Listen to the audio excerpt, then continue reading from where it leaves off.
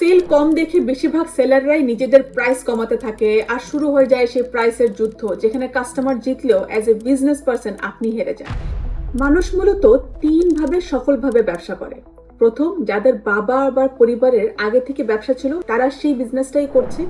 দ্বিতীয়, যাদের নিজস্ব কোনো স্কিল বা দক্ষতা আছে আর সেই স্কিল দিয়েই সরাসরি ক্লায়েন্ট থেকে ইনকাম করছে। আর তৃতীয় হচ্ছে যাদের ফ্যামিলি বিজনেস নাই বা নিজের কোনো স্কিলও নাই, কিন্তু তারা ব্যবসার মূল ফাউন্ডেশনটা বুঝে গেছে। যেমন জ্যাক মা, আলিবাবার ওনার না কোনো টেকনোলজিক্যাল স্কিল ছিল, না কোনো বিজনেস ডিগ্রি ছিল। উনি নিজেই বলেছে উনি কোডিং জানে না, কম্পিউটার চালানো উনি দেরিতে শিখেছে, কিন্তু উনি মার্কেট বুঝেছে, মানুষ কি চায় সেটা গভীরভাবে বুঝেছে। এগুলো করে করে চেষ্টা করতে করতে মানুষের সাথে কাজ করতে করতে সে বিজনেসের ফাউন্ডেশন গুলো বুঝে ফেলে, যে ফাউন্ডেশন গুলো এই ভিডিওতে আমি ডিসকাস করব। যেমন অ্যালেক্স হরমোজি, যে এখনের সময় one of the most sought after business person, সে শুরুতেই কোনো এক্সপার্ট ছিল না। সে জিম ওনারদের জিম স্কেল করার, তাদের ম্যাক্সিমাম ক্যাপাসিটিতে নেওয়ার কনসালটেন্সি দিত, অথচ শুরুর দিকে সে নিজে জিমের ফ্লোরে ঘুমাতো। আর সেখান থেকে প্রতিদিন চেষ্টা করতে করতে ব্যবসা করে করে শিখেছে সে। এদের কেউই বই পড়ে বা ভিডিও দেখে থিওরি শিখে বিজনেস শুরু করে নাই, তারা শিখেছে ট্রায়াল অ্যান্ড এরর দিয়ে, বছরের পর বছর মিস্টেক্স করে, আর সেই মিস্টেক্স থেকে শিখে বাস্তবে চেষ্টা করে। আর এই পার্সোনাল এমবিএ বইটা এই ব্যবসায়ী মানুষগুলো সেই বাস্তব লেসনগুলো, শিক্ষাগুলোকে একটা গোছানো ফ্রেমওয়ার্কে সাজিয়ে দিয়েছে, যেটা আপনি একবার পড়লে আপনার মনে হবে পুরো এমবিএ কোর্স করে ফেলেছেন। এখন এই 3 নম্বর ক্যাটাগরিতে যদি আপনি থাকেন, যার বাবার ব্যবসা নাই বা থাকলেও ইন্টারেস্ট নাই, তাহলে এই ভিডিওটা আপনি অবশ্যই দেখবেন। এই বইয়ের লেখক জশ নিজেই প্রমাণ করেছে যে এমবিএ ডিগ্রি ছাড়াও বিজনেসে সফল হওয়া যায়। আর আমি তার এই বইয়ে লেখা 5টা সিক্রেট ফর্মুলা শেয়ার করব। শুধু তাই না, আমি 6টা রেডি বিজনেস আইডিয়াও দিব, যেগুলো দিয়ে আপনি আপনার নেক্সট বিজনেস আইডিয়া পেয়ে যাবেন। বা আপনার যদি অলরেডি ব্যবসা থেকে থাকে, সেটাকে কিভাবে 10 গুণ গ্রো করবেন সেটা জানবেন। সবচেয়ে ইন্টারেস্টিং ব্যাপার হলো এটাই সেই 5টা ফর্মুলা যার কারণে মানুষ আসলে কিছু কিনে। এই সাইকোলজি বুঝলে আপনি আপনার যে কোনো ব্যবসায় এটা ব্যবহার করতে পারবেন। এই পার্সোনাল এমবিএ বইটা শুধু ব্যবসায়ীদের জন্য না, চাকরি প্রার্থীদের জন্য অনেক ইম্পর্টেন্ট। দেখেন, ব্যাপারটা হলো কি, একটা কোম্পানি চায় এমন একটা মানুষ যে তাদের সমস্যা বুঝতে পারে, আর এই বই সেই জিনিসটাই শেখায়। যেমন আমার বন্ধু মার্কেটিং এ চাকরি খুঁজছিল। আগে যখন সে চাকরি খুঁজতো তখন সে বলতো আমি মার্কেটিং জানি, তাও কেউ আমাকে চাকরি দেয় না। কিন্তু যখন সে এই কথা বদলায়, এই বইতে বলা স্ট্র্যাটেজি ইউজ করে কথা বলা শুরু করলো, প্রথম ইন্টারভিউ দিয়েই সে চাকরি পেয়ে গেছে। কারণ ইন্টারভিউতে এখন সে বলেছে আপনাদের কাস্টমার কেন কিনছে না সেটা আমি বের করতে পারবো। কারণ তখন সে সেই বিজনেসে সে চাকরি নিতে যাচ্ছে, সেই বিজনেসের যে প্রবলেমের সলিউশনের জন্য মানুষ খুঁজতেছিল, সে সেটাই ধরে তাদের বলতে পেরেছে। মূল কথা হলো আপনি কি পারেন সেটা না, আপনি কি সমস্যার সমাধান করতে পারছেন আরেকজনের, সেটাই আসল। আজকের এই ভিডিও আপনার চিন্তার সফটওয়্যার আপডেট করে দেবে। আমাদের দেশে এমবিএ ডিগ্রি অনেক পপুলার। আপনি দেখবেন যারা কমার্স করে তারা সবাই বলে এমবিএ তো করতেই হবে। এমনকি যারা সায়েন্স নেয়, ইঞ্জিনিয়ারিং করে, তারাও ইঞ্জিনিয়ারিং শেষ করার পর এমবিএ করে। কেন? কারণ এমবিএ করার পর অনেক সময় ভালো জব পাওয়া যায়, একটা ভালো প্যাকেজের জব। এরকম একটা সিচুয়েশন হয়েছিল জশ কফম্যান, এই বইয়ের লেখক, তার সাথেও। যখন তার প্রক্টর অ্যান্ড গ্যাম্বল কোম্পানি থেকে একটা অফার আসে অ্যাসিস্ট্যান্ট ব্র্যান্ড ম্যানেজার পজিশনে, সে যখন সেখানে কাজ করতে গেল, গিয়ে দেখলো যে তার আশেপাশে সব টপ ইউনিভার্সিটি থেকে আসা, আর সবারই এমবিএ ডিগ্রি আছে। কিন্তু যশের কাছে তখন কোনো এমবিএ ডিগ্রি ছিল না। আশেপাশে মানুষের সবার এমবিএ দেখে তারও ইচ্ছা হলো যে এমবিএ করবে, কিন্তু সময়ের অভাবে আর এত টাকা ইনভেস্টমেন্ট যাবে এই চিন্তা করে আর এমবিএ করতে যাওয়ার সাহস পায় নাই সে। সেই সময় আমেরিকা একটা এমবিএ প্রোগ্রামের খরচ ছিল $1.5 লাখ থেকে $2 লাখ, যেটা আজকে হিসেবে প্রায় 2 কোটি টাকার মতো। কিন্তু এই এমবিএ না থাকার ব্যাপারটা তার সব সময় ফিল হতো। জশ কফম্যান তখন রিসার্চ করা শুরু করলো এমবিএ ডিগ্রির কোনো বিকল্প আছে কিনা। আর রিসার্চ করতে করতে তার চোখে পড়লো চার্লি মাঙ্গারের গল্প। যারা জানে না তাদের জন্য বলে দিই, চার্লি মাঙ্গার হলেন ওয়ারেন বাফেটের পার্টনার, যারা মিলে বার্কশায়ার হ্যাথওয়ে নামের কোম্পানিকে $400 বিলিয়ন কোম্পানি বানিয়েছে। ওয়ারেন বাফেট বলেন মাঙ্গারের কোনো ফর্মাল বিজনেস এডুকেশন নাই, সে কোনো এমবিএ ডিগ্রি করে নাই, কিন্তু সে এমন একজন মানুষ যে ট্রেডিশনাল বিজনেস রিলেটেড এডুকেশন না নিয়েও যে কোনো বিজনেসকে খুব ভালোভাবে ইভ্যালুয়েট করতে পারে। এত ভালোভাবে করে সে যে আমি আর কাউকে এরকম করতে দেখিনি। এটা তারই পার্টনার ওয়ারেন বাফেটের কথা। আর এসব চার্লি মাঙ্গার কিভাবে করতে পেরেছে? উনি প্রচুর বিজনেস রিলেটেড বই পড়তো, আর এখান থেকে ইন্সপায়ার হয়ে জশ কফম্যান ঠিক করলো যে আমিও তাই করব। যতগুলো তারপর এমবিএ রিলেটেড ভালো ভালো ইউনিভার্সিটির কোর্সেস আছে সেই সব কোর্সেসের বই পড়া শুরু করলো জশ। তারপর জশ যত বড় বড় ইউনিভার্সিটি আর এমবিএর বই পড়েছে সব বইয়ের নলেজ মিলায় সে নিজে একটা বই লিখেছে, আর সেটাই হলো এই বই দ্য পার্সোনাল এমবিএ। একটার পর একটা বিজনেসের বই পড়তে পড়তে সে একটা প্যাটার্ন দেখা শুরু করলো। অনেক বইয়ে অনেক আলাদা আলাদা সিচুয়েশন ছিল, ভিন্ন ভিন্ন কাহিনী আর স্ট্রাগলস ছিল, কিন্তু কিছু কথা বারবার রিপিট হচ্ছিল।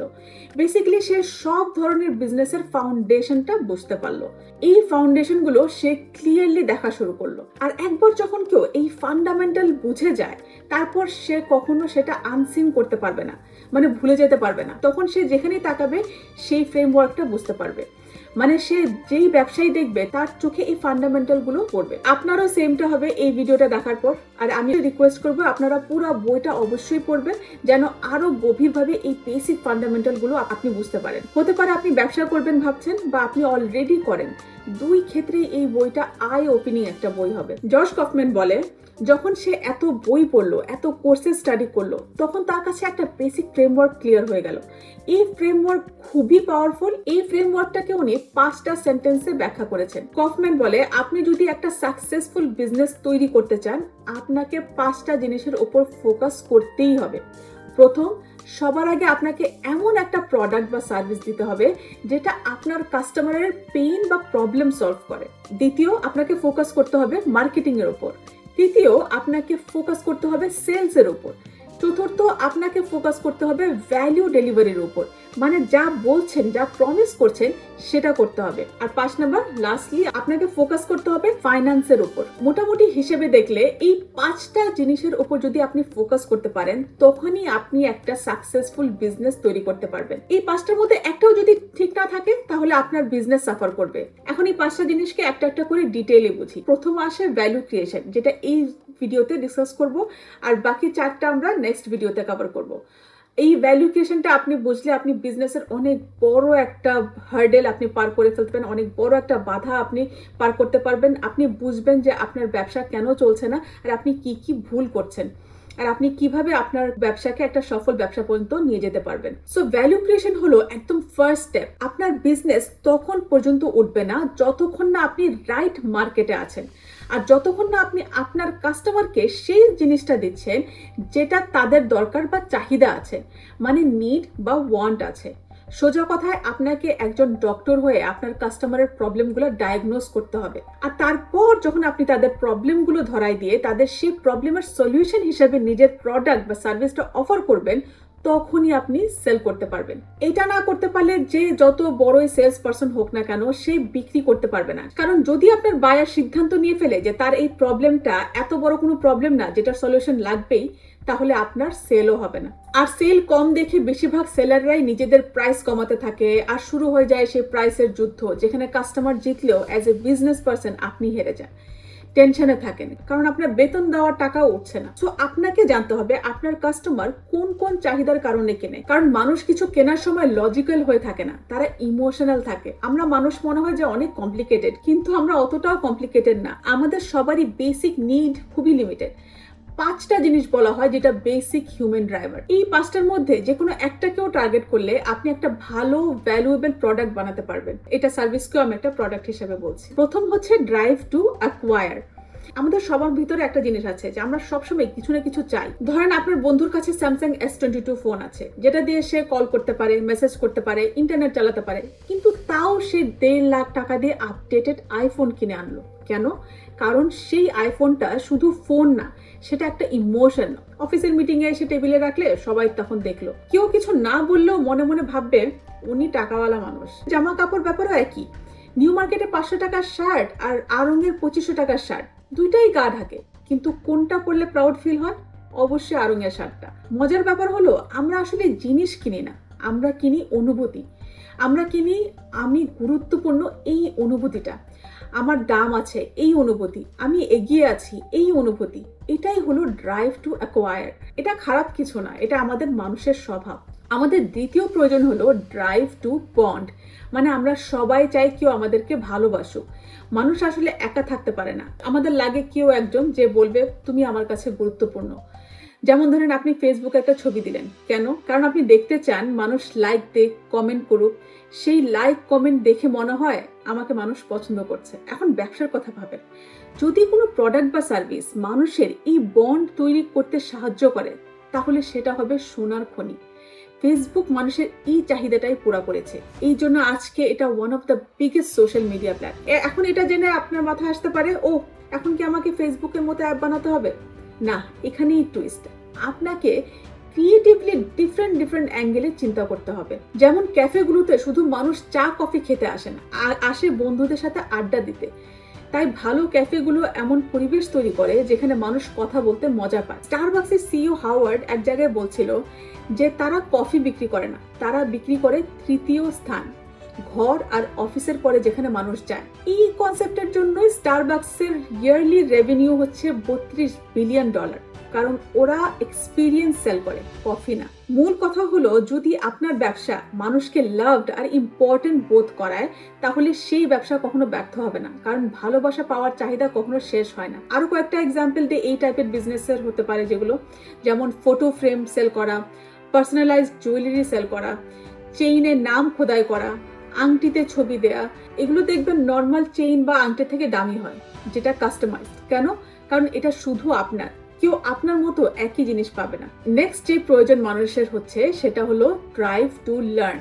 আমাদের মানুষের মধ্যে শেখার কিউরিওসিটি থাকে, তাই যদি আপনি আপনার প্রোডাক্ট বা সার্ভিস দিয়ে আপনার কাস্টমারদের কিছু শেখাতে পারেন, তখন সেটাও একটা ভ্যালুয়েবল প্রোডাক্ট হবে। আমাদের দেশে গাছের ডাল সরালেও একটা স্কুল বা মাদ্রাসা পাওয়া যায়। এত এই স্কুলের বিজনেস এই কারণেই চলে, এত স্কুল, এগুলো সব চলছে কেন? কারণ আমাদের ড্রাইভ টু লার্নের কারণে। আর এখনের সময় এই কোর্স আর কোচিং এর বিজনেস এর জন্য বুম করছে, আমাদের এই ইমোশনাল নিডটার কারণে, যেটা হচ্ছে ড্রাইভ টু লার্ন। নেক্সট হচ্ছে ড্রাইভ টু ডিফেন্ড। আমরা সবাই সেফ ফিল করতে চাই, নিজেদের প্রোটেক্ট করতে চাই, নিজেদের কাছের মানুষদের প্রোটেক্ট করতে চাই। তাই সিকিউরিটি রিলেটেড প্রোডাক্ট আর সার্ভিসও ভালো চলে, যেমন লক, ক্যামেরা সিস্টেম ইত্যাদি। থিঙ্ক ডিফারেন্টলি, যে আপনার প্রোডাক্ট বা সার্ভিস কিভাবে কাস্টমারকে প্রোটেক্ট করছে বা এই প্রোটেক্ট ফিল করার অনুভূতিটা দিচ্ছে। আর লাস্টলি হচ্ছে ড্রাইভ টু ফিল। মানুষ স্মার্ট ফিল করতে চায়, প্রাউড ফিল করতে চায়, মানি সেভ করতে চায়, কমফোর্ট ফিল করতে চায়, রেসপেক্টেড ফিল করতে চায়। আর এইসব ফিল করার উদ্দেশ্যে মানুষ কিছু কিনে। আমরা মানুষ লজিক্যাল ক্রিয়েচার না, ইমোশনাল ক্রিয়েচার। তাই আমাদের এই অনুভূতিগুলো ফিল করতে যদি কোনো প্রোডাক্ট বা সার্ভিস হেল্প করে, যেমন এন্টারটেইনমেন্ট, অ্যান্টিসিপেশন, তখন এই প্রোডাক্ট বা সার্ভিস অনেক ভালো চলে। এই জন্য দেখবেন এন্টারটেইনমেন্ট শো, অ্যামিউজমেন্ট পার্ক এসব ভালো চলে। একটা বিয়ের ফটোগ্রাফির জন্য লাখ টাকা ফটোগ্রাফারের পিছনে খরচ হয়। মোবাইল দিয়ে তো ছবি তোলা যায়, কিন্তু কেন এত খরচ করে? আমার বিয়ের ছবি প্রফেশনাল হতে হবে, এই প্রাইডের জন্য। ফেসবুকে আপলোড দিলে সবাই ওয়াও বলবে, এই ফিলিংটার জন্য। এই ফিলিংটার জন্য লাখ টাকা খরচ করছে। এই লাখ টাকা এর জন্য খরচ করছে না যে কোনো প্রবলেম আছে যেটার সলিউশনের জন্য এই লাখ টাকা খরচ করছে। এই টাকাটা খরচ করছে শুধু ফিলটা নেওয়ার জন্য, যে প্রফেশনাল ফিল চাই। ধরেন একটা উপন্যাস বই 300 টাকা, কাগজের দাম হয় 50 টাকা, কিন্তু বাকি 250 টাকা কিসের জন্য? অনুভূতির জন্য। হুমায়ুন আহমেদের বই পড়তে পড়তে হাসি আসে, কান্না আসে, সেই আবেগের দামই বাকি এক্সট্রা টাকা দিই আমরা। সো আপনি জানলেন কোন 5টা ইমোশন অর্থাৎ অনুভূতির কারণে মানুষ কিনে। এখন আপনি যখন যে কোনো প্রোডাক্ট দেখবেন, নিজেকে জিজ্ঞেস করবেন যে মানুষ কোন ইমোশনের কারণে সেটা কিনছে।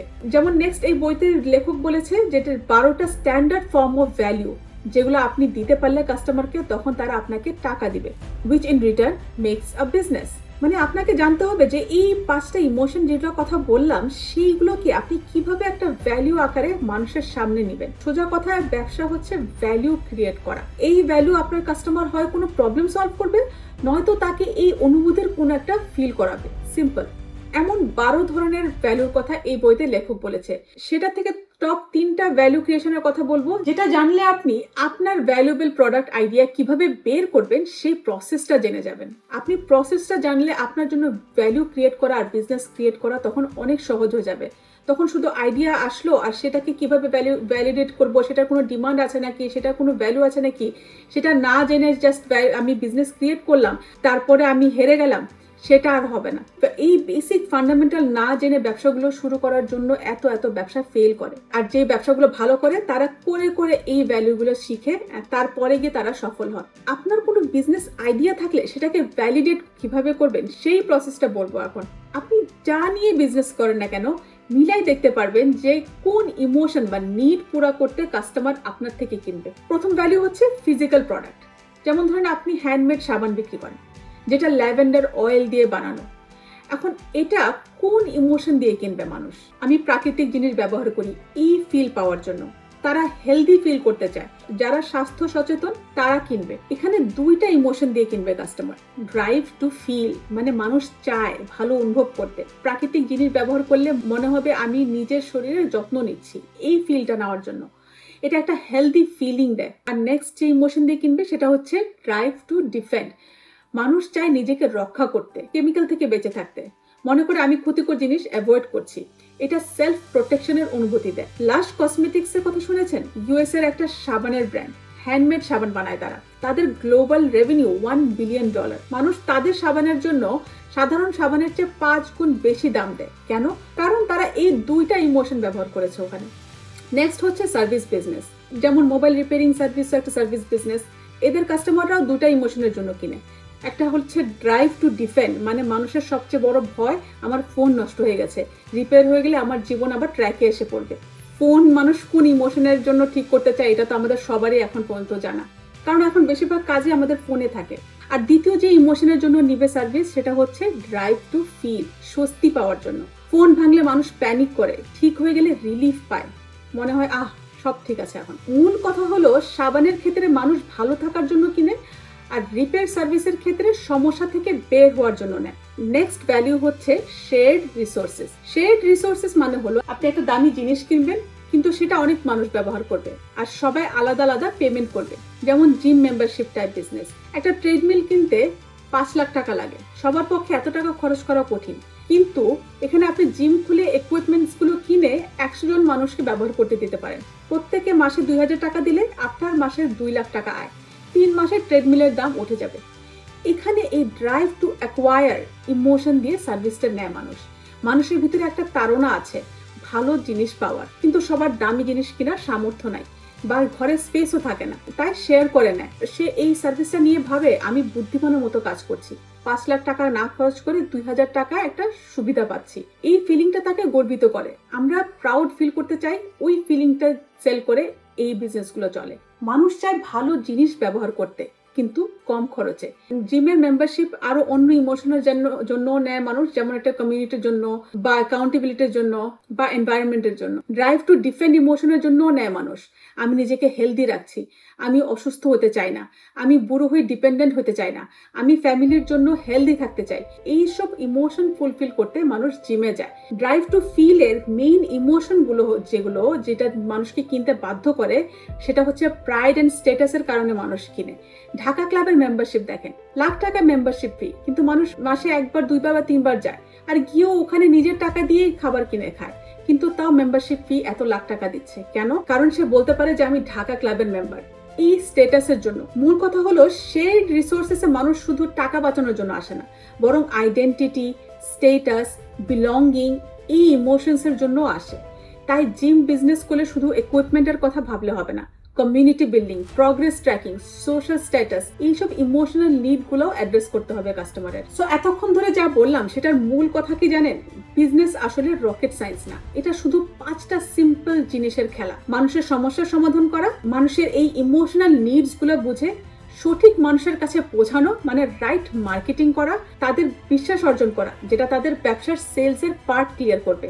আর 4 নম্বর হচ্ছে যা বলছেন তা করা, ভ্যালু ডেলিভারি মানে যা প্রমিস করেছেন তার থেকে বেশি ডেলিভারি করা, যেটা আপনাকে রিপিট কাস্টমার এনে দিবে। 5 নম্বর হলো হিসাব নিকাশ ঠিক রাখা, কারণ অনেক ব্যবসায়ীরা এই 4টা করার পর 5 নম্বরটা না দেখার কারণে তারা লসে যায়, তারা জানেও না। এই 5টা জিনিস ঠিক রাখতে পারলেই যে কোনো ব্যবসা সফলভাবে করা সম্ভব। সো এই ভিডিওতে এই 5টার মধ্যে প্রথম পার্ট যেটা ভ্যালু ক্রিয়েশন, এটার কথা বললাম, যেখানে আপনি জানলেন কেন মানুষ কিছু কেনে আর কিভাবে আপনি মানুষের ইমোশনাল ড্রাইভার্স বুঝে একটা ভ্যালুয়েবল প্রোডাক্ট বা সার্ভিস বানাতে পারবেন।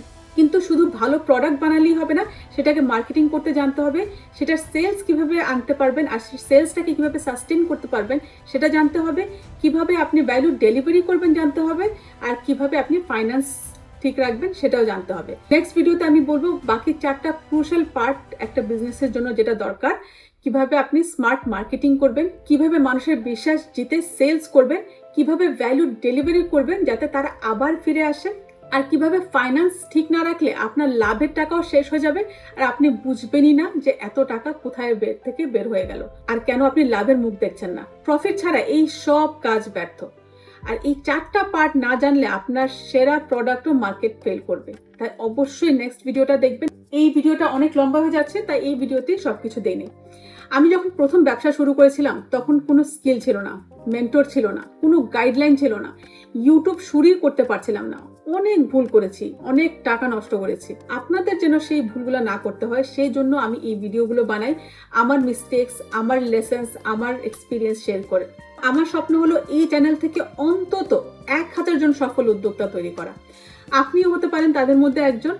জাস্ট আপনাকে অ্যাকশন নিতে হবে, অ্যাক্টিভ থাকতে হবে কমিউনিটিতে, আপনার রিচ নেটওয়ার্কিং করতে হবে। বিজনেস কিন্তু শুধু টাকা কামানোর জন্য না, বিজনেস হলো আপনার পরিবারকে ভালো জীবন দেওয়ার জন্য, সমাজের মানুষের উপকার করার জন্য, নিজের একটা পরিচয় তৈরি করার জন্য। এখন আপনাদের জন্য একটা চ্যালেঞ্জ আছে। এই ভিডিও দেখার পর আপনি কমেন্টে লিখেন যে আপনার যে বিজনেস আইডিয়া আছে বা আপনি যে বিজনেস করছেন সেটা কোন মানুষের সমস্যার সমাধান করবে। এটা লিখলে একে আপনি নিজে ক্লিয়ার হবেন যে আপনি কাকে হেল্প করছেন, আর হু নোস কেউ আপনাকে কমেন্টেই বলতে পারে তার এই সমস্যার সমাধান দরকার। এই যে যারা কমেন্টে অনেকে লিখেন যে আমাকে সাহায্য করেন, আমাকে সাপোর্ট করেন, তারাও জাস্ট আপনি কার প্রবলেম সলভ করছেন, আপনাকে কেন কেউ সাহায্য করবে সেটা বলেন। আপনার কাস্টমারই আপনার কাছে আসবে, মানুষ নিজে দৌড়ে আপনার কাছে আসবে। সো ডু ইট নাও। এতক্ষণ আমার সাথে থাকার জন্য ধন্যবাদ। দেখা হবে নেক্সট ভিডিওতে। Till then stay safe and be productive.